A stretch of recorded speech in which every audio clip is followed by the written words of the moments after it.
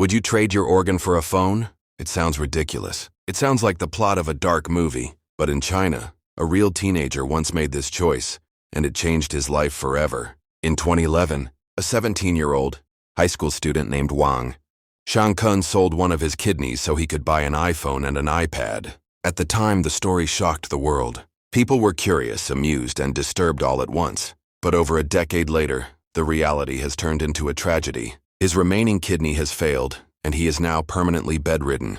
The gadgets he bought are long gone, but the price he paid will follow him for the rest of his life. Back in 2011, the iPhone was more than just a phone. In China, it was a symbol of status and success. Having the latest model meant you were admired, respected, and sometimes even envied. In schools, the students who owned iPhones were often the most popular in the class. Wang Gang lived in Anhui province, one of the poorer regions in the country, and his family struggled financially. They could not afford expensive electronics, and Wang's phone was old and basic. Like many teenagers, he wanted to fit in with his peers, but he felt left out when he saw classmates showing off their new devices, taking pictures, playing games, and enjoying features he didn't have. The pressure to belong can be powerful, especially for a teenager. Wang began to think about how he could get the money to buy an iPhone. One day, while browsing online forums, he came across a strange post. It was an offer from an organ broker, someone who arranged illegal transplants, promising a large sum of money in exchange for a kidney. At first, it seemed unreal, like a scam, but Wang soon discovered that there was a very real black market for human organs in China. The demand for transplants was high, and some patients were willing to pay huge amounts to get a healthy organ quickly. The offer was simple and tempting. Sell one kidney, get 22,000 yuan, about $3,000 at the time. That was more than enough to buy an iPhone 4 and an iPad 2, which were the most desirable Apple products of the year. Wang thought about it and decided to go through with the deal. He didn't tell his parents, and he didn't ask for advice. He believed he could live normally with one kidney, and the thought of owning the latest devices was too exciting to let go. The arrangements were made through online chats. The broker told Wang to travel to Chenzhou City in Hunan Province. There, he was taken to a small, unlicensed clinic. The clinic was far from a proper hospital. It had no real safety standards and no official oversight. The people involved, the surgeon, assistants, and middlemen, were part of an organized illegal network. The operation took place in April 2011. Wang's right kidney was removed and handed over to the broker's clients, while Wang received the promised 22,000 yuan in cash. When Wang returned home, he immediately bought the iPhone 4 and the iPad 2. He was thrilled. For the first time, he felt like he was part of the group. At school, classmates noticed him. They admired his new devices, and he enjoyed the attention. The feeling of pride and belonging was exactly what he had imagined. But the excitement was short-lived.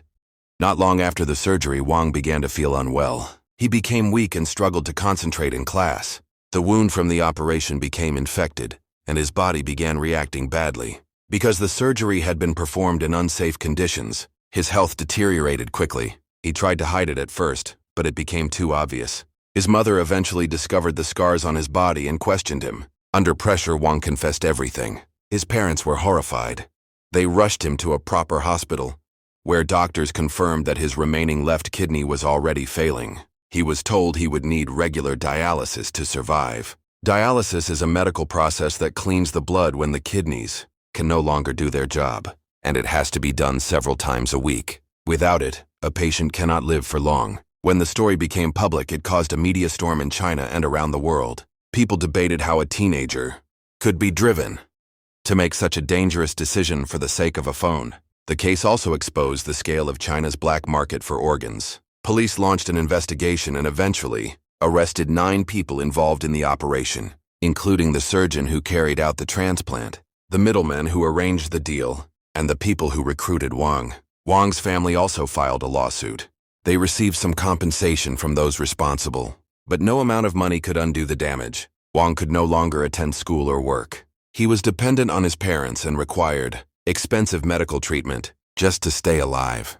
The iPhone and iPad he bought with his kidney money quickly became outdated, replaced by newer models within months. The devices that had once made him feel special became meaningless, while the consequences of his decision became permanent. Over the years, Wang's health continued to decline. Recently, it was reported that his second kidney has completely failed, leaving him bedridden. He now needs dialysis 3 times a week for the rest of his life. His mobility is limited, and his quality of life has been severely reduced. He spends most of his time at home, relying entirely on his family for care. In China, people began to jokingly call the iPhone the kidney phone after his story went viral. But for Wang, there is nothing humorous about it. His life has been defined by a single decision, made as a teenager. A decision fueled by peer pressure, a desire for social acceptance, and the illusion that a device could change his worth. Today, his case is often mentioned as a warning to young people about the dangers of valuing material possessions over health and well-being. It's a reminder that technology is temporary, but the damage done to your body can last forever.